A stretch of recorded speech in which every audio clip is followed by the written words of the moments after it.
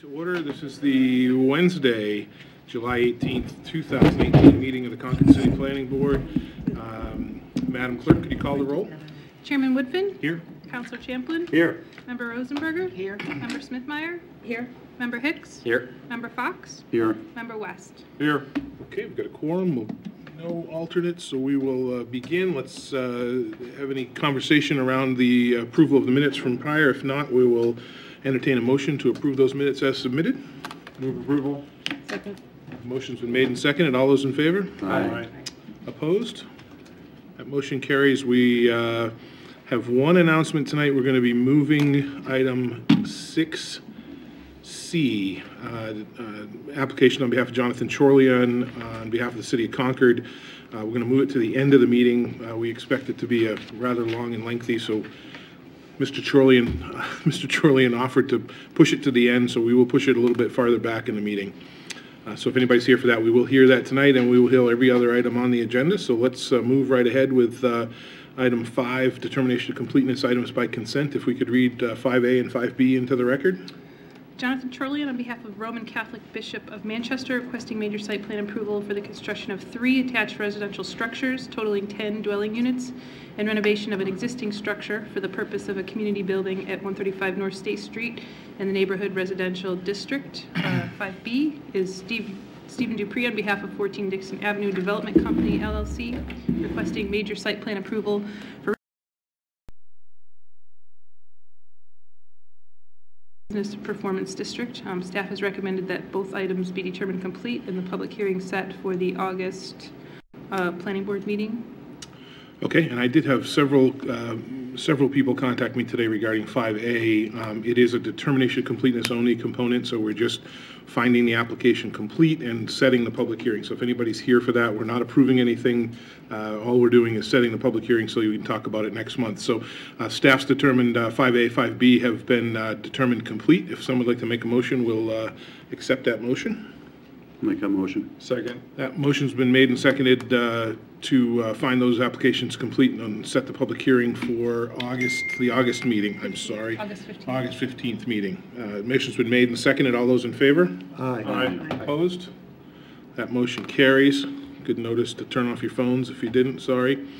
Okay, moves us on to item 6, design review applications. Item 6A. Could we read that into the record, Madam Clerk? Beauty by Design, on behalf of Stephen A. Masters, requesting ADR approval for a new window sign at 22 South Main Street in the Central Business Performance District. Okay, is the applicant here? Nope. Okay, is this just not on consent just because there's nothing else? There's nothing else for it, so quick summary would be great. Sure. ADR recommended approval subject to the condition that the red box that contains the title of the name of the business be justified with the sashes of the adjacent windows. They also are also subject to the assumption that it would just be the box and the phone number and not a gray panel covering the entirety of the window. The applicant was not present at the ADR meeting, so they couldn't clarify whether the applicant was actually proposing that giant gray box over the entire window. I think somebody thought that it was more like a vinyl cutout, and so they assume that there will not be a gray panel covering the entire window. Gray panel meaning the entire width of the window all the way up, Correct.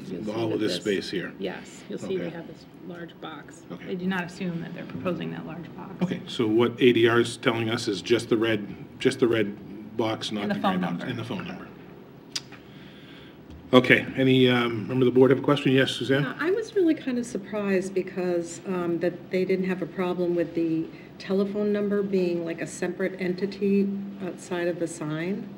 I've always thought that telephone numbers represent more like advertising and not identifying the place of business. So I tend to think that it looks very cluttered, and in this day and age, the distance of that sign from the street, driving, that it would probably not be noticeable. It would probably be better if there's a, what do you call that thing, directory in the front that has the number. So I would not approve it as submitted other than without the telephone number. And if people felt strongly they needed the telephone number, I think it should be part of the sign and not floating around it. So ADR did not have any comments about that? No. No. Okay. Point taken. Any member of the audience wish to address this application? No? Okay. Members of the board, any further comments regarding Christine's, sorry, Suzanne's comments as well? Well taken. I think that's a valid point as well. Anything else from staff? Or, no? So we will either, yes, Teresa? I just have a question. Do we know for sure, since the applicant wasn't there at ADR, do you know for sure where the sign's going? It's going right there. The question is... Going between the two Yeah, windows? but they're going to justify it on the sashes, so it's either going to be pulled down so it I goes think they across. specifically recommended or pulled that. it up. They specifically recommended that it be pulled up. Right. Okay, but we don't know if the applicants accepted that. I Well, called them today. If we approve it, that's what it's going to be, so. Okay, all right. So we're going to approve it with, if we approve it or don't approve it. If we approve it, it'll be with the recommendations of ADR to move it up. If we don't approve it, obviously we won't. So, so we've got conversation regarding Suzanne's points there. If someone would like to make a motion to deny this application. Sorry, David? I would agree with Suzanne on the clutter aspect of it being, as she's pointed out, it's sort of convoluted. So we got 3 items. We can approve it as submitted. We can approve it with no phone number underneath it and a justification as ADR is outlined, or we can not approve it at all. Well, I would make a motion that we approve it without the telephone number and it be moved up the way ADR had recommended. So with ADR's recommendation to justify up and our recommendation to remove the sign. Remove the telephone Remove the number. telephone number. Does that have your support, David? Yes. Okay, is that a second? Yes. Okay, so that motion's been made in second. All those in favor? Aye. Aye. Opposed? Okay, the ayes have it. So that passes as outlined there. You got that, Lisa? Okay. And the applicant's not here, so that's it. Okay, 6B. 6B is New Concord Theater LLC requesting ADR approval for construction of a new projecting marquee sign with both internal and external illumination at 1618 South Main Street in the Central Business Performance District. Is the applicant here? Welcome to the table, Mr. Dupree. Thank you. If you could state your name, please, for the record. I'm Steve Dupree of Concord. All right. I don't know how to run any of your computers, so. Neither do I. Phew, good luck. You know what happened the other day when we tried this. Yeah, this is true. My name's Steve Dupree. I'm the owner of the old Concord Theater until about 9 o'clock tomorrow morning, at which point it will be owned by a subsidiary of the Capitol Center for the Arts. Oh, great. Yeah. Right there, And and then this right here, it'll That's the move you one. up and down. All right, perfect, thank So you. we have copies of this as well, so Perfect. if you see everybody not looking at you and not paying attention, that's why. Better yet. Okay. So this is a project, just to make the long story short, this was a bakery in the 1850s. It was the Norris Bakery. It made hardtack for the Union troops. They rolled it down the hill, put it on the B&M Railroad, sent it off to feed the Union Army. One of the original oven doors is still in the building. In 1933, a Manchester businessman set up his, I believe it was his niece and her sister, the Canton sisters, in the theater business. It was the only woman-owned movie theater in the United States for a very long time, almost a half century. It ran as a theater. Some of you may have seen it in its past its glory days when it was sort of a joke about whether it was cat urine or bats or whatever, but the sisters ran it and did a great job with it, and there's a long history that goes with it. But the theater has been empty since 1994, owned by the Asniv family. They owned a number of properties in the area, so they wanted to have control of that theater. Interestingly, the Asnivs put it under agreement 2 days before Z. Wasserman, who owned the Sears building across the street, which is now where what I call O's, tried to buy it to knock it down to put a parking lot in. Literally 3 days. Anyway, they kept it, had plans to redevelop it, weren't able to. I think I've been asking them for 8 years to sell it. They finally agreed about 1.5 years ago. As soon as I had it under agreement, I found out from my attorney, Richard Uchida, who was on the board of the Capitol Center, that the Capitol Center was in a capital campaign and was planning a 100-seat theater, black box theater, at the back of Governor's Hall. They thought this was a much better opportunity. We've been through a long process, but this property has almost $2 million in New Markets tax credits. It's not eligible for them after August 1st, so that's why we're closing on this tomorrow. We crammed about a year's worth of work into 6 months. Dennis Myers of Manchester is the architect. He's done a lot of exciting work down at the Institute of Art. Not too much exciting you can do with a box, but obviously, as you can see from your plans, and I won't even scroll through all mine because I'll screw it up.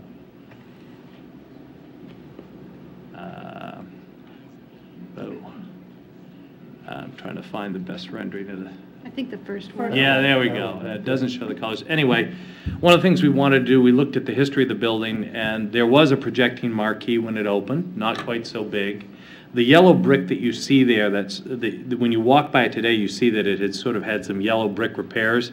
That doesn't match anything. That was sort of a fix-up job to prevent the building facade from falling down. That comes off, and what we wanted to do was put a projecting facade.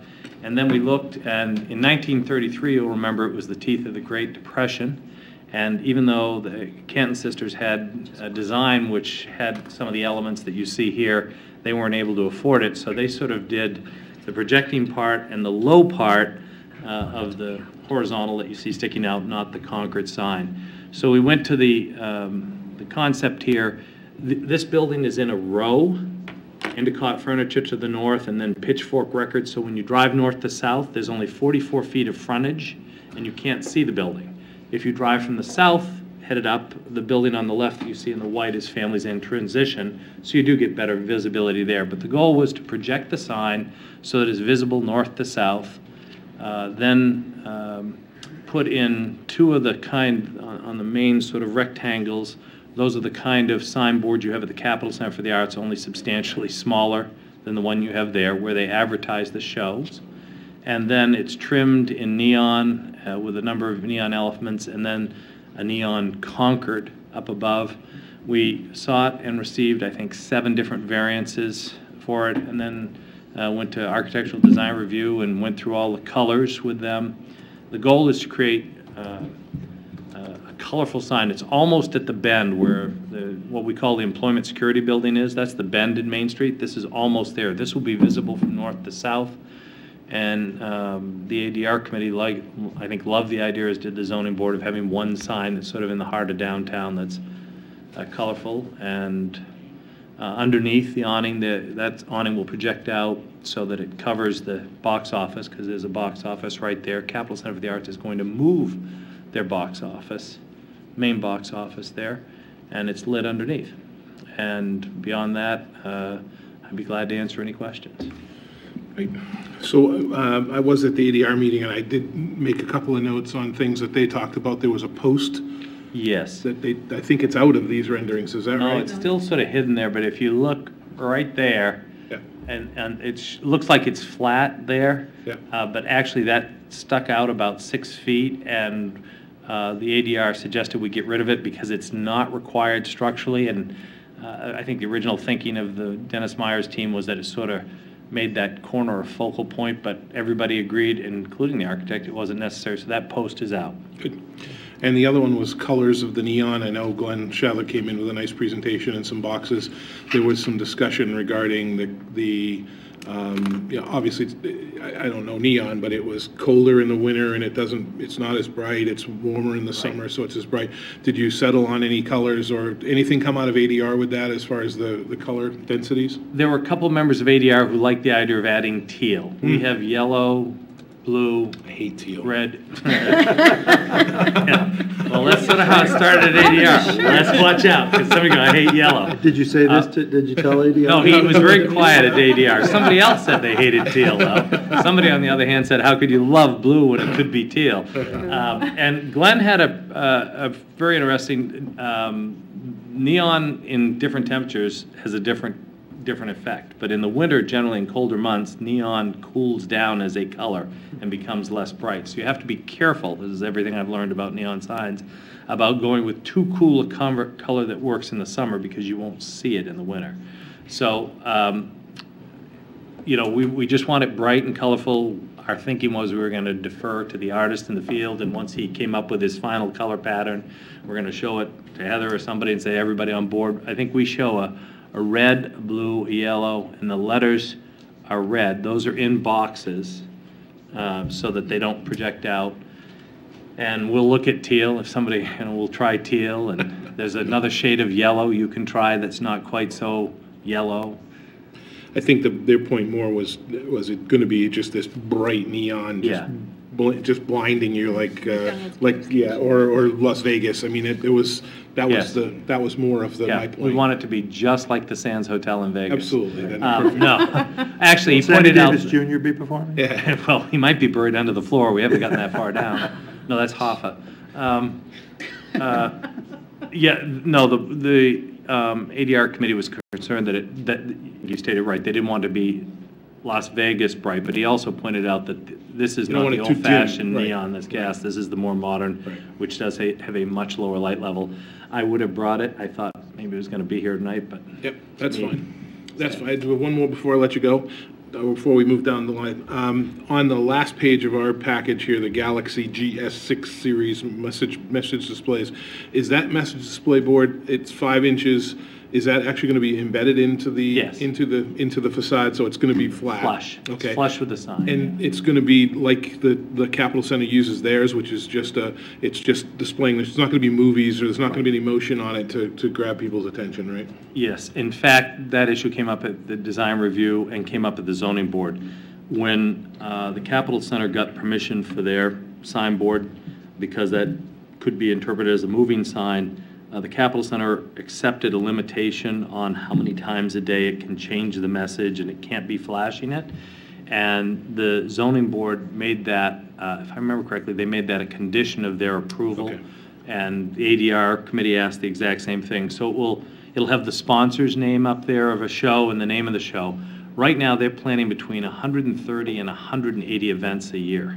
That's every other day, much more frequent use than you see at the Cap Center, which gets these bigger shows. This has inside the theater, I know it's not really relevant to the sign except for the fact that there are telescoping seats. So people who want to watch the opera, instead of sitting in a theater of 1,300, will have 285, but those seats retract, and if you were doing a stand-up concert or high-top tables, you could get as many as 400 people. So they're going to be doing a lot more events than they can do on a big main stage that need 900 to 1,200 people to show up. Not really appropriate for the sign discussion, but if you're going to be putting on those shows, where does the truck come in? Is the truck going to come into the alley? Yes. on Main Street side? Yes, there is. There's an alley between right there. Well, I'm getting good at this. I keep coming back. So that's Main Street where the sign is. That is Endicott Furniture. There's a tiny. If you walk by there now, it looks like a boarded up door, but believe it or not, that's an emergency access. There's power back there. There's a little addition going on for their catering kitchen. And you can see the common wall, which is why the Asniff family had such an interest in it. And the alley, this is Families in Transition, the original building. Then in 1921, that was built. They used to be called the Friendly Club. It was an indoor roller skating rink.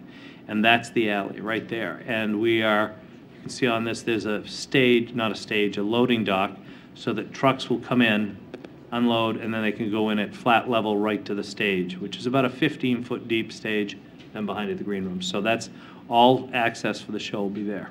Okay, so it'll be backing in Main and then coming back through. Okay, perfect. Byron, sorry, go right ahead. Yes. That's all right. That's all right. You're the chairman. You have priority. I think I recall from reading the ADR minutes that NEOPCO recommended that primary colors be used in the neon because secondary colors might not be available in future years. They change, but the primary, is that correct? That is correct. He did point that out, that there's a reason most of the signs have the primary colors is that they only make the other ones special order, and they have a hard time keeping them in stock, and they're very expensive to replace. Right.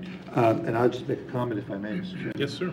I was on the board at the Capitol Center probably almost 2 decades ago when, during strategic planning, a consultant advised them to create a satellite space that would allow this kind of almost every other day type of performance and put smaller events like, the Met and other television or televised events in a smaller space. So I'm really excited about this project, and I'm really pleased to see tasteful neon being brought to Main Street. I think it has its place, and this looks like a very, very good design to me. So I will be voting to approve this. thank you. Tasteful You know, neon. We're gonna have to trademark that. Hey, really, Tasteful you know, neon. if you look at pictures of Concord's Main Street in the 50s, 60s, 40s, 50s, 60s, 70s, Yeah. a fair number, if not, I won't hazard a guess that it was a majority, the signs did have neon in them. There's a certain nice nostalgic quality to Right. it, so, If it's done right. yes. Teresa? I have a quick question, not relevant to the sign, but Steve, when I look at the drawing on the left where families in transition is, Uh-huh. it looks like that's been redone, has it? I mean, it looks like on this drawing, it doesn't look like. I think that's just a, No, this is just the foundation plan, and that, when you Oh, walk it's just into. a box, yeah. Yeah, no, when you walk into families in transition, you walk down that long walk and you go in there. Okay, so nothing's changing there. Nothing's changing there. This is, someday, things will change there, but not tonight. And this is a little bit back here. It's a two-story warehouse that I think used to serve the Norris Bakery that's been used just for storage. That's great little space that we're going to redevelop in short order. Anybody else? Public hearing on this? Oh, yes, Suzanne. I guess my question is, I can't remember if I was on planning board or design review, but it was so long ago, it was probably design review, when we went through the deliberations about allowing the Capitol Center to do Their sign. electronic. Yeah.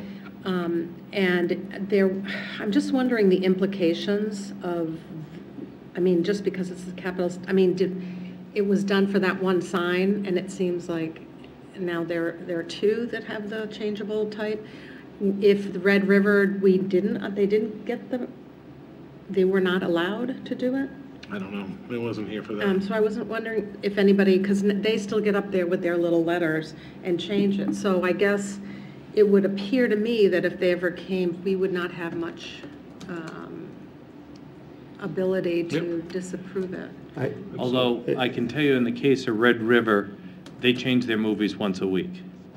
So every 7 days was their run, which is why they were comfortable with the letters. I would, around back. Well, I think they initially asked for Right. electronic. Right, And I know like all Yeah. the there was that whole thing with the gas stations. stations, and I'm not sure how this impacts, you know, is this something approved just for special things? Or what, is this become the slippery slope now that we've got the two? And it would appear that because it's the Capitol Center, if it was something else, they might not have gotten it. So I'm just, Good point. so that was a question at the variance hearing. We had to get variances for these signs because the code doesn't allow it.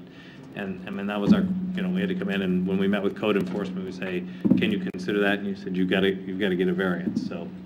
So I guess, I mean. Right, so your point's well taken. If CVS wanted to put in one, they're going to have to go through the same process to get the variance, and then. And we've had a policy, I think, and I'm not sure, how does this impact the work that we've been doing on Main Street if it, with the design guidelines? It doesn't really address this type of a specialty sign. It's really more geared towards wall signs and projecting signs. So I think it's a kind of silent on that topic. Yeah, there's nothing for in this it that kind of addresses it. instance. But I think Mr. Chairman's right that they would have to go through the variance process to be able to do it anywhere else on Main Street or in the community. There is a consistency to, in the way it's being applied, in the sense that this sign, it falls under, I think the zoning indicated that this falls under the same restrictions as the Capitol Center sign does. In other words, it can't be flashing, it can't be constantly changing. It's a very limited in the way that it can be used, the technology. And then I guess my other comment was in the comments from ADR, I think it was Liz who had an concern about the ball. Yes. And I guess looking at it, I think there's enough bling on the building. Yeah, no, let me show you what it is, and we agreed with her, and we're going to do it. So if you look at this, you know, they're the Dactron or Dacon, whatever the name of those units are, and then there's neon surrounded, and you see that little ball right there? Her concern was, it's too big. It takes away from the Concord vertical and some of the colors, and so she asked that we either think about eliminating it but didn't make that a recommendation, firm recommendation, but that we look at eliminating it altogether, which that'd be my choice.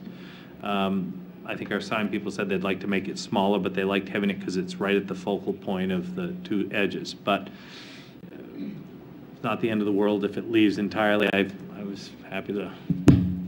So I think one thing that prompted the concern is that the artist who did this graphic really bumped up The whiteness. the illumination feature on the Right. graphic. So it's unclear how bright it Right. would be. But she was basically saying, we don't want this giant glowing orb to Right. be the focal point. Right. So can you dim that bulb Right. down or make that whole Right. thing smaller? And the actual recommendation is look into, where is it? That the white glow be better incorporated into the design. Right. So whether that's making it smaller, making sure it's dimmer, or removing it if that's your choice, but Yeah. that right now in the graphics, it's appearing to be the focal point, which is not Isn't what there anyone some- intends. Isn't there some significance to the ball? I think it's like, if you go to the Great White Way, I think if the ball is lit, the show is currently going, there's some significance to the ball. Yeah, if I I'm have not no mistaken. idea. You are right, Heather, that the people who do the rendering said it shows up too large, but Liz was, I mean, why go to the trouble of putting in these beautiful neon bars if your you're eye's gonna going to be distract drawn it, away? sure. So we get that. Either we'll eliminate it, make it smaller, we get the point. We don't want people looking down the street. We want them to see the Concord sign first, and then the illumination around the feature, not the not the glowing glowing orb. I think the point was to make sure it's well integrated, Yep. and we'll let the design people take that. We get it. take Yeah, that ball. was very Well, and helpful. when you look at the cross-section, which I think a lot of people probably don't look at that, it almost looks like it's fallen off of something and it's just kind of sitting on the shelf. Yeah.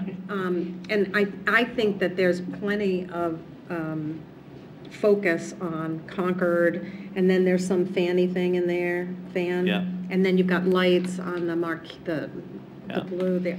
I look at it as being more, not great, it's not objectionable, but an accoutrement that doesn't really add anything in the cross-section rather than the perspective that was shown on Main Street. Yeah. So, Okay. So we'll give you some latitude there. Yeah. Should it get approved? Anybody else? Any member of the audience wish to address this application? No?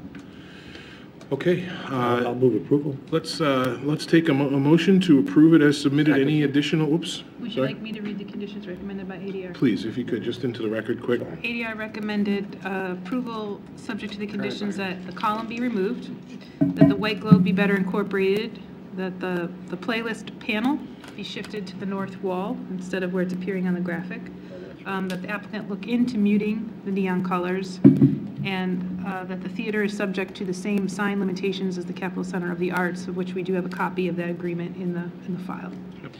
Just for that last one, for those who, there's a playlist wall they had there, and the suggestion was that's not a great spot for it, because who knows, there might be a mural or public art or something, great plantings you could do there that would obscure it, and instead it should move around and be on that wall, on Main Street, which is a good idea. That is a good idea. Yep.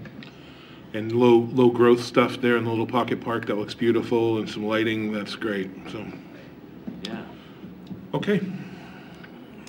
So we got a motion on the table, and I believe a second's been made. Motion and second. All those in favor? Aye.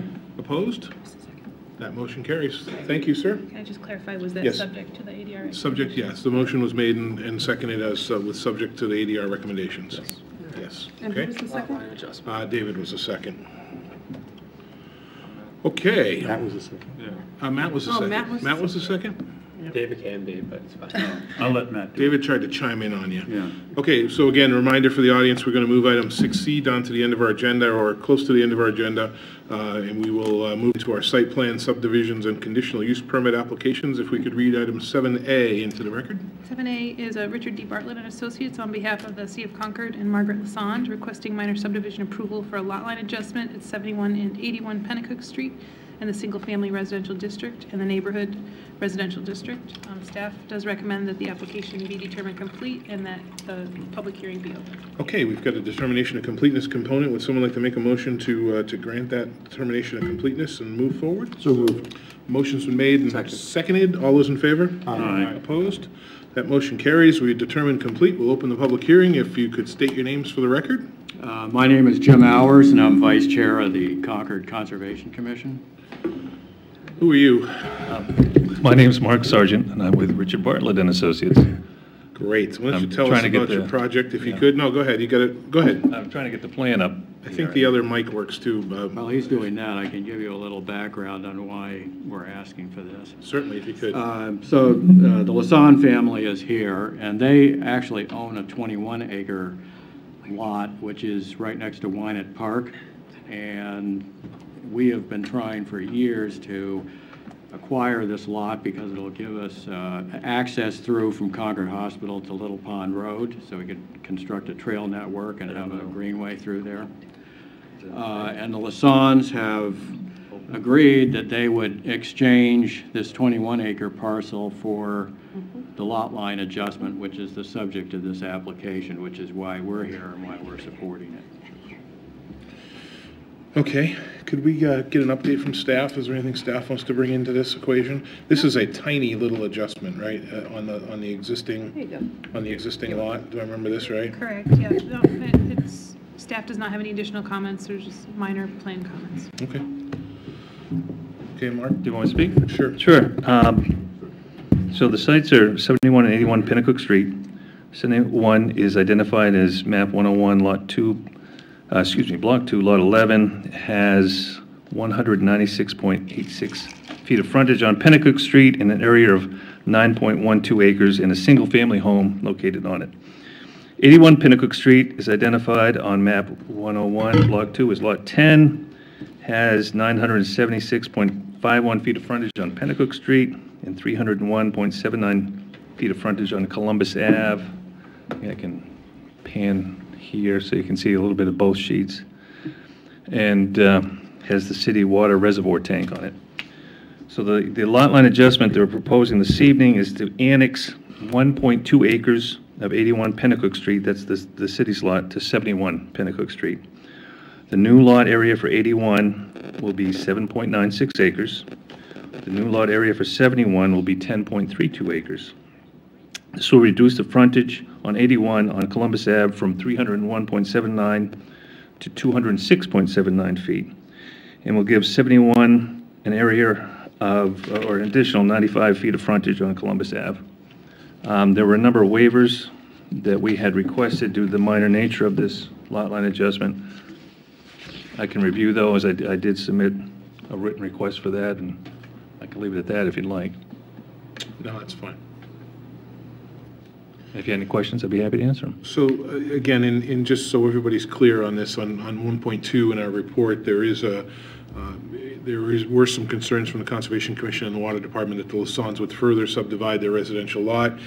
Given the additional frontage, all parties agreed that the following language be entered into the deeds. I'll let you read all that, but it basically restricts things For the subdivision from happening as far as subdivision goes, which is great. The City Council did approve this in their June meeting and pushed it to us for approval.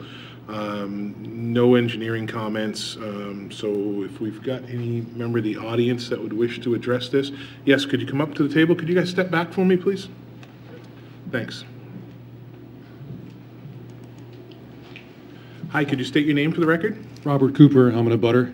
Hi, Robert, welcome to the table. What would you like to add? What is the benefit to the Lasans of the lot line adjustment, Perceived benefit to the Lasans? other than more property? Other than more property? That's a great question, and I'll have to have them come back up and answer that question. Any other, yep. The second question was, since this is, I think you've already addressed it, is a minor subdivision request approval, there'll be no more new buildings on the property. That's correct. Okay, Yeah, thank you. it's part of the deed.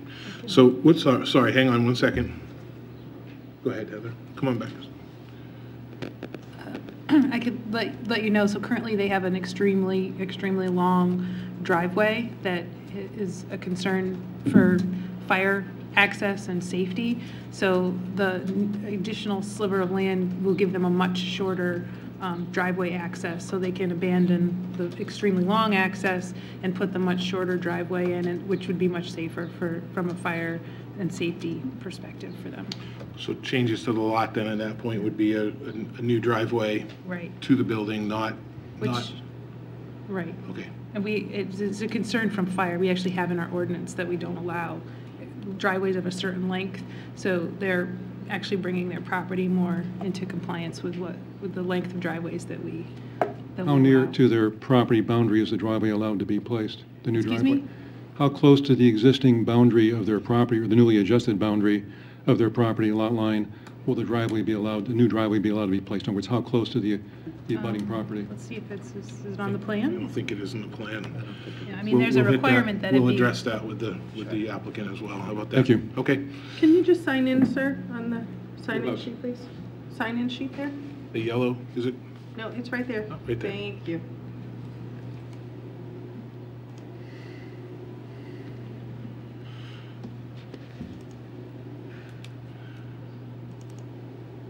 And put the sign-in sheet somewhere else. Or just have people spell their name. Yeah. Great, thank you very much. All right, anybody else from the audience wish to address this application? Okay, gentlemen, come on back up.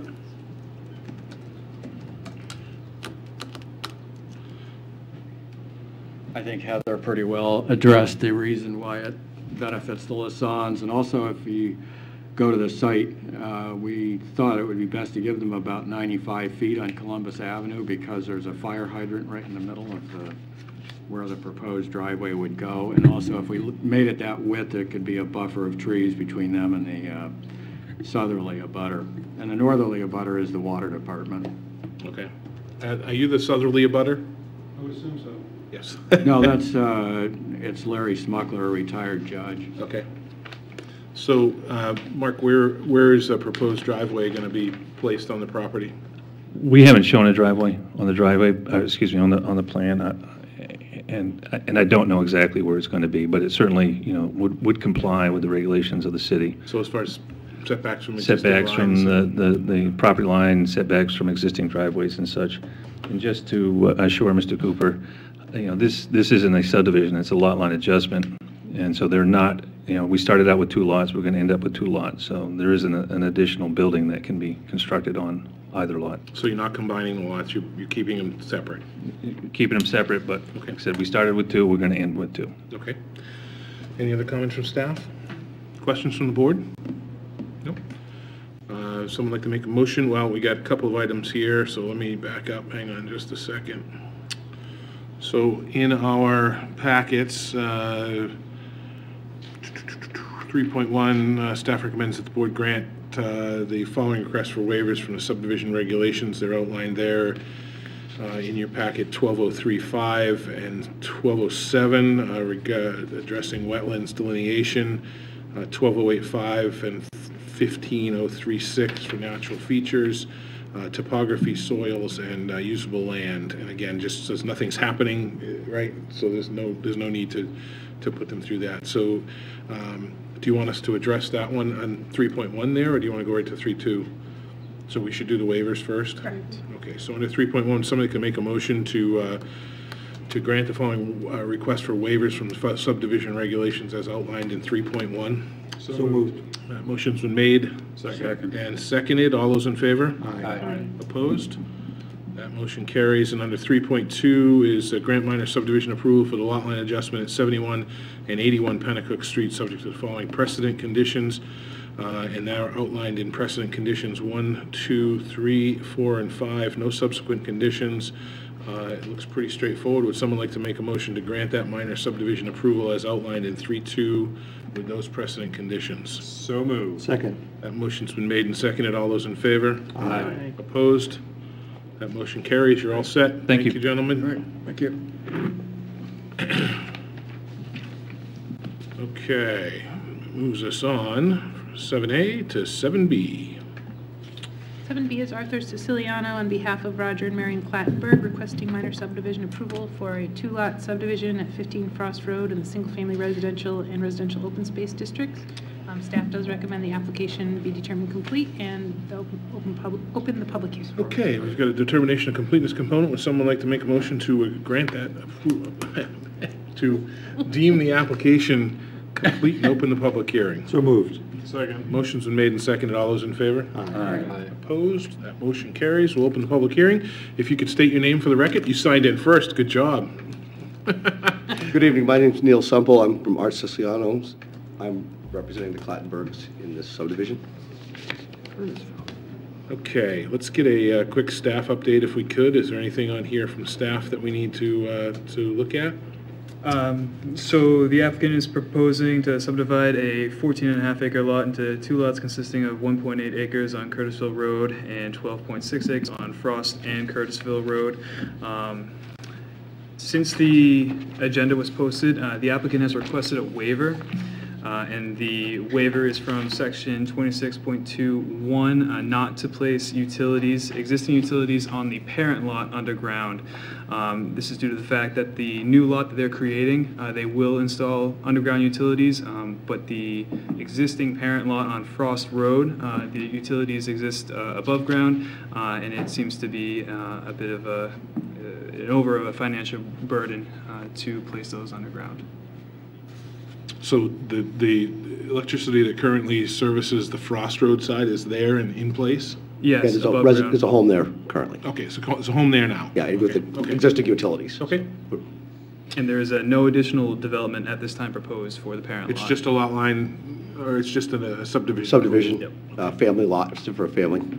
Okay, tell us a little bit about the project if you could. So basically, this is a 14-acre lot that the Clattenburgs have owned for a long time. It's kind of a cool lot. It has an old racetrack on it, very kind of a neat place to go survey. Yeah, I can imagine them. And so they're proposing to just cut off a 1.8-acre lot for their family, grandchild's coming, and they'd like to give them a place to live.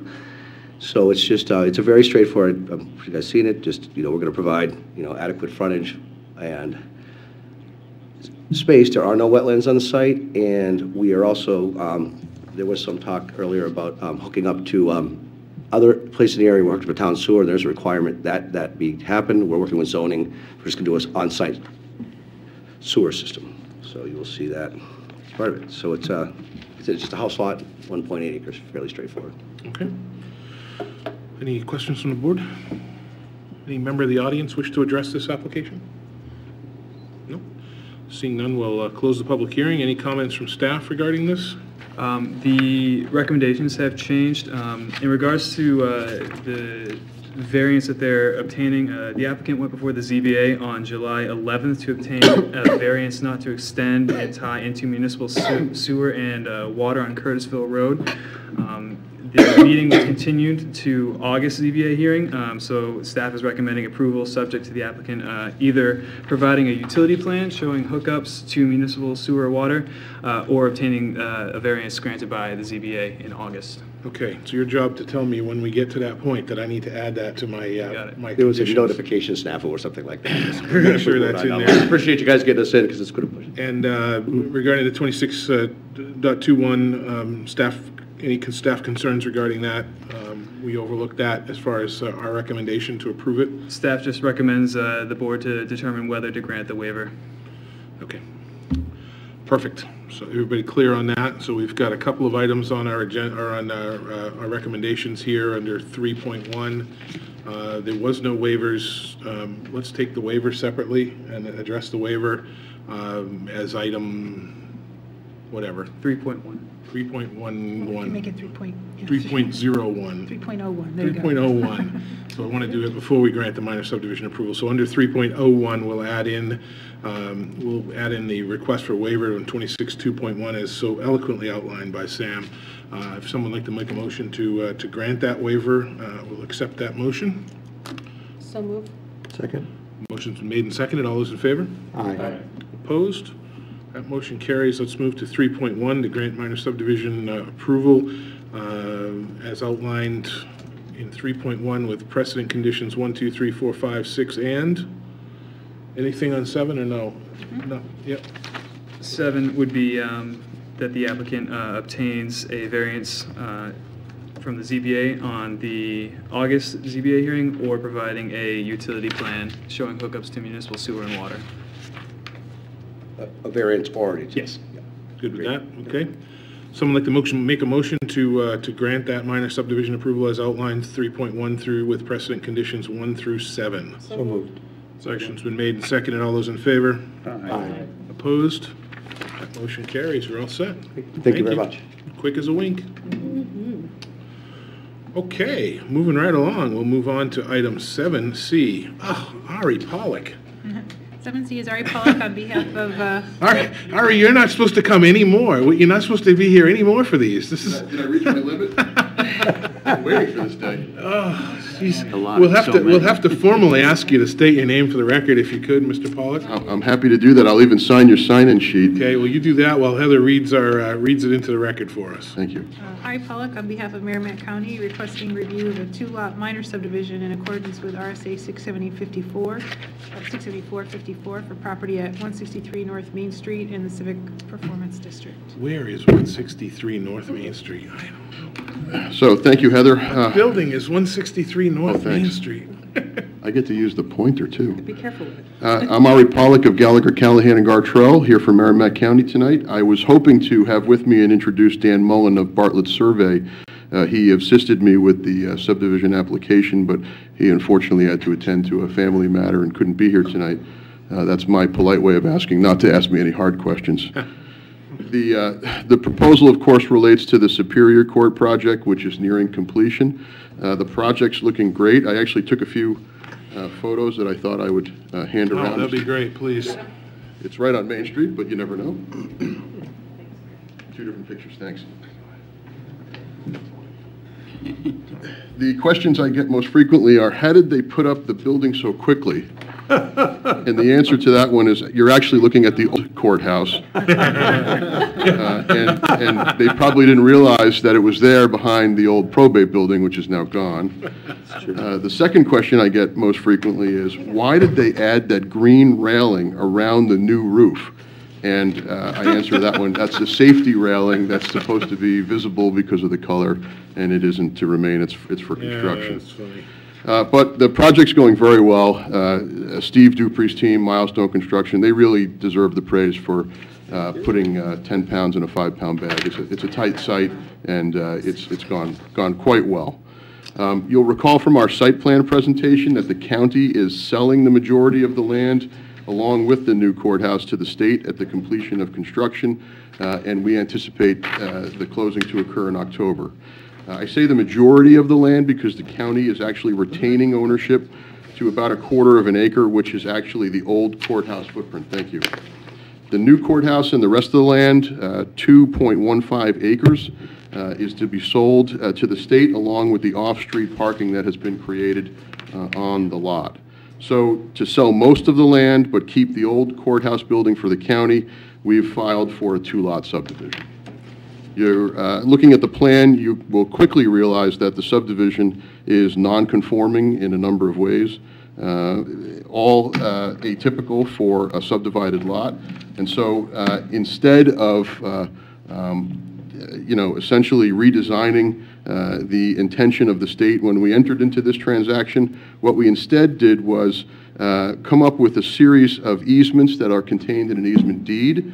The proposed deed's been negotiated with the state. It was part of your subdivision packet, and it will allow the county's island to be serviced within the state's sea, if you will accept that analogy. That's a very good analogy. Yeah. The easements relate to access to the building, both for county personnel and for public attending to county functions, maintenance of the county's building, and of course repurposing of its use. Like I said, we supplied a copy of the easement deed. We also had discussions with city staff as well as the city attorney about adding some language to the plan that clarified that the plan was filed, presented here tonight, pursuant to an RSA that discusses advisory filings from other body politic, and that is 674:54. And that note includes a disclaimer that the planning board is not approving the conformity of the plan, but instead approving that it was received, publicly heard, in advisory nature. And so we're asking that you approve the plan consistent with the staff report and the recommended approval conditions within that report. And of course, I'm here to take any questions. Outstanding. A public hearing for this? It is. Questions from the board? Comments? Any member of the audience wish to address this application? No? Seeing none, we'll close the public hearing. Just anecdotally, the the parking lot front area and the wall on the front of Main Street that there was so much consternation about, and it actually looks very nice. It's even driving by on the front level, right at the next to it, it's not imposing like we had all thought it was going to be and hanging over the street. So well done to whoever took care of that. Okay, so we've got on our, again, 674, 54 kind of doesn't give us a lot of pull in this, so I don't know if there's, other than technical review comments, and then under R3.1, to grant the minor subdivision approval for the two-lot subdivision at 163 North Main Street. Do we need to do anything, Heather? Help me out here. We just, We do need to strike recommendation number 4. They're not providing condominium plans, as this is not a condo, this is a subdivision. Okay.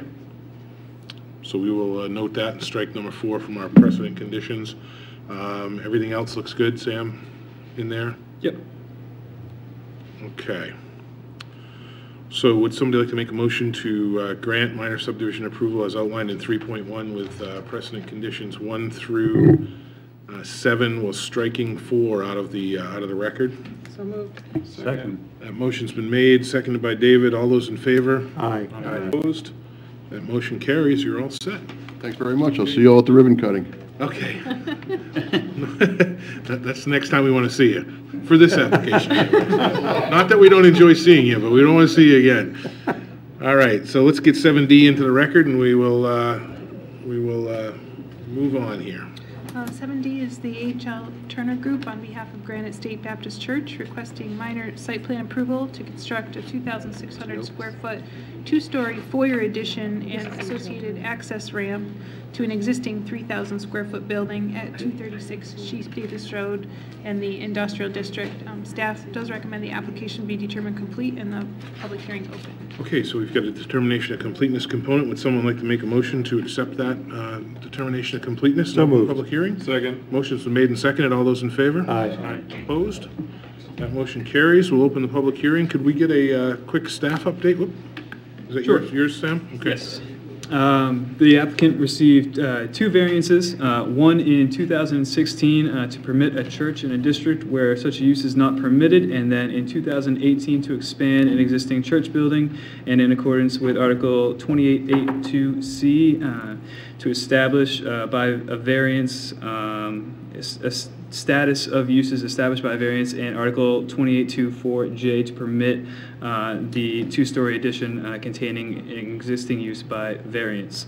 And the applicant went before ADR, and the 4 comments from ADR was to increase the verticality of the windows on the front of the building, to enlarge the canopy over the front door to work better with the building and steepen its pitch or match the pitch to the roof above, add pilasters to either side of the front door, and add stair access to the front entrance.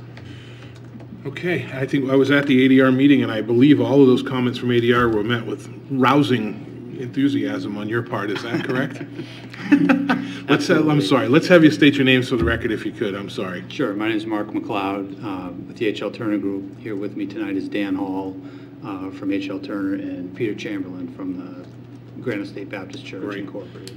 Well, welcome to the table. Would you give us a little update on this project, if you could? I think most of us were probably here when you came before us before and turned it from the old Venture Vehicles building into the church. It looks great, by the way.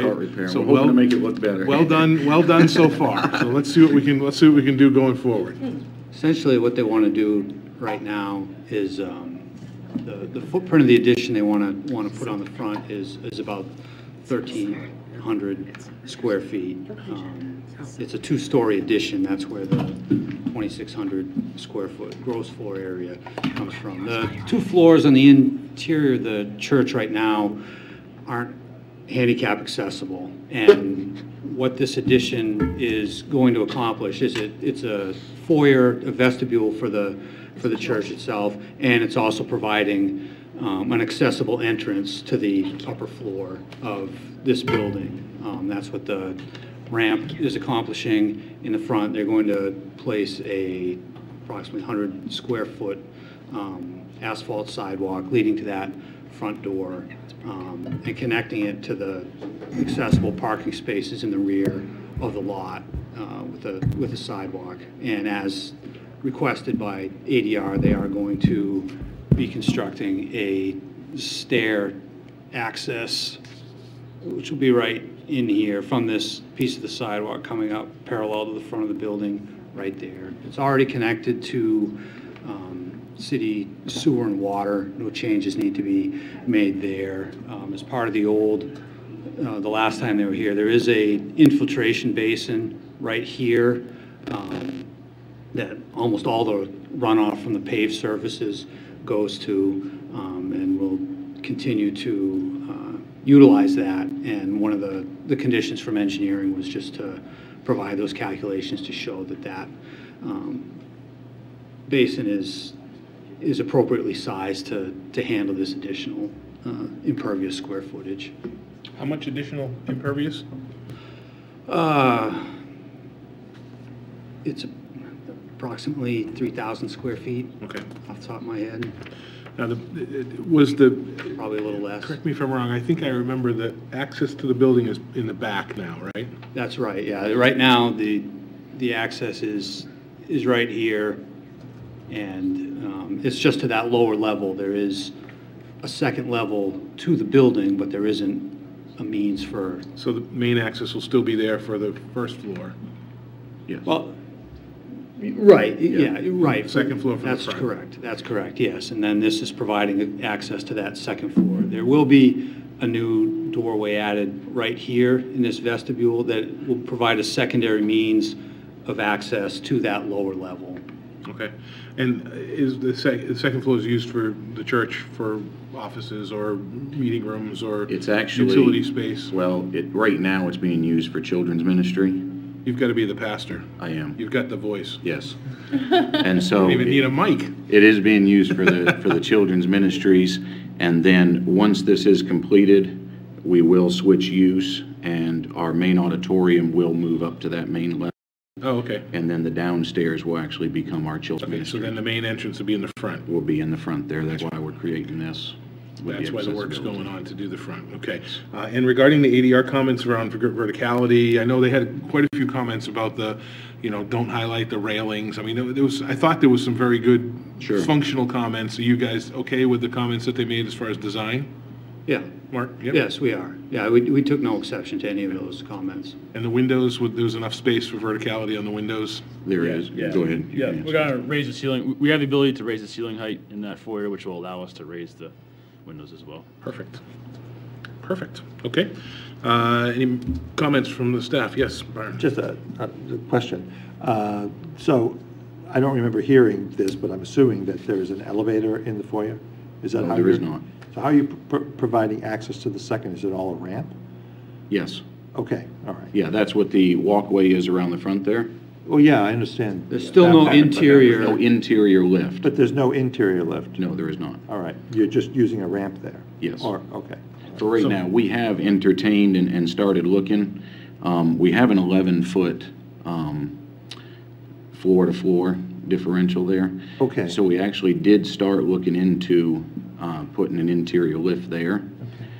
But because of the initial cost, Always Accessible, I believe, here in town, came out and quoted it. We were minimum $30,000 to put one in. And so that would go a long ways towards that addition. And we can provide the access up there with still one of the comments at the ADR was, let's continue to look in the future, and we're not against that. Have I missed the point that the rear of the building is lower than the Yeah. front of the building? Yes, it is. There's a grade, okay. Yes, So the thanks. whole building is accessible, right? Yes, it is. I just have to go out to get down or Yes. go out to get up? Okay. Correct. All right, thank you, I'm sorry. Yes, the whole thing is. Actually, with that, can I just ask one question? The back of the building, is there actually a sidewalk there? There is not. How will what's the accessible route from the parking spaces to get on the sidewalk that's proposed? Well, it'll just be right in here. They'll be able to get on over here and then. But I guess my question, because I had some pictures when we did the final walkthrough, so it didn't really show the whole area, but it looked like those parking spaces were a little different than was on the plan. They pushed up against the building, so there's not actually enough space to walk along the building. Okay. So one of our comments was just to verify what that was and if It's landscaping right now, the 5-foot buffer up against the building.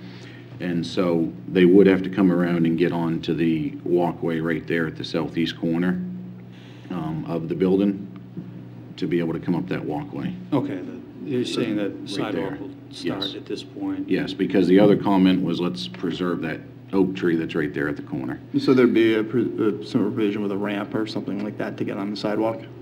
Yeah, we'd make that tip Okay. down there to make that accessible, yes.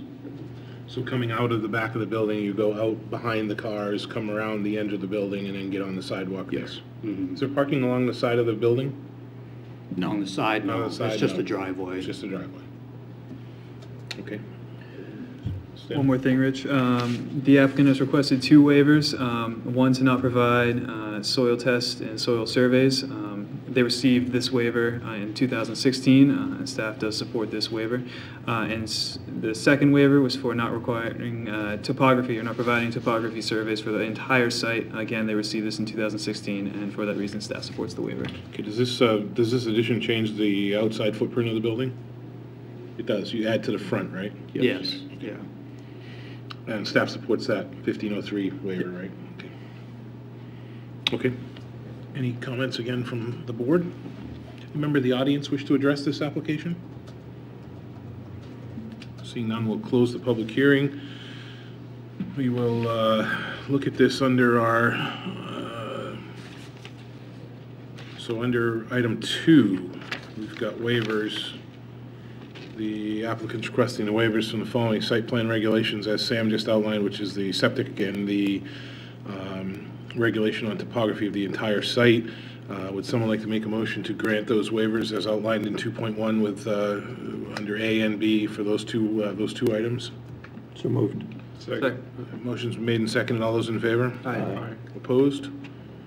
That motion carries. And then after the technical review comments, which I think were all addressed, stormwater,